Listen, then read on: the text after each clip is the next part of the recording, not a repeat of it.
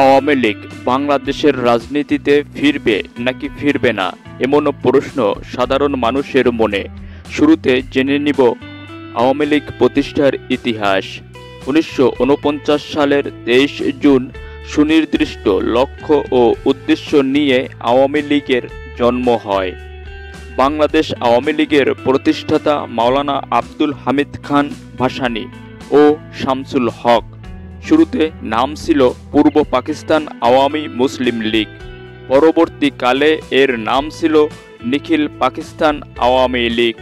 ১৯৫৫ সালে অসাম্প্রদায়িক রাজনৈতিক আদর্শের অধিকতর প্রতিফলন ঘটানোর জন্য এর নাম আওয়ামী লীগ করা হয়।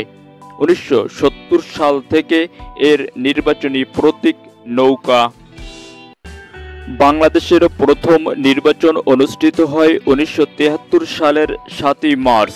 এই নির্বাচনে আওয়ামী লীগ ৩০০ আসনের মধ্যে ২৯৩ আসনে জয়লাভ করে, সংখ্যাগরিষ্ঠতা অর্জন করে এবং সরকার গঠন করে। ১৯৭৫ সালের ১৫ই আগস্ট বঙ্গবন্ধু হত্যাকাণ্ডের শিকার হন। তারপর ১৫ই আগস্ট থেকে ৬ নভেম্বর ১৯৭৫ পর্যন্ত খন্দকার মোশতাক আহমেদ বাংলাদেশের রাষ্ট্রপতি পদে ছিলেন।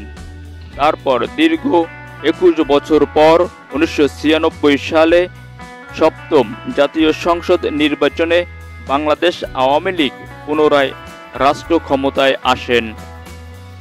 আবারও ২০০৮ সালের নির্বাচনে আওয়ামী লীগ বিজয় অর্জন করে ক্ষমতায় আসে। সেই থেকে ধারাবাহিকভাবে ক্ষমতা ধরে রেখেছিল আওয়ামী লীগ। ২০২৪ সালের ৫ই আগস্ট বৈষম্য বিরোধী ছাত্র জনতার আন্দোলনের ফলে আওয়ামী লীগের প্রধানমন্ত্রী শেখ হাসিনা দেশ ছেড়ে ভারতে পালিয়ে যায়। এরপর থেকে সাধারণ মানুষের মনে প্রশ্ন, আওয়ামী লীগ রাজনীতিতে ফিরবে নাকি ফিরবে না। কেউ কেউ মনে করছেন আওয়ামী লীগ ক্ষমতায় থাকার জন্য গণহত্যা চালিয়েছিল, তাই আর রাজনীতিতে ফিরবে না। আবার অনেকে মনে করেন আওয়ামী লীগ দীর্ঘ বছর ক্ষমতায় ছিল, তাদের কাছে আছে প্রচুর অবৈধ সম্পদ, সেই সম্পদ খরচ করে তারা আবারও রাজনীতিতে ফিরবে। তবে রাজনীতিতে আছে উত্থান পতন, সময়ই বলে দিবে আওয়ামী লীগ রাজনীতিতে ফিরবে নাকি ফিরবে না, সেটি এখন দেখার বিষয়।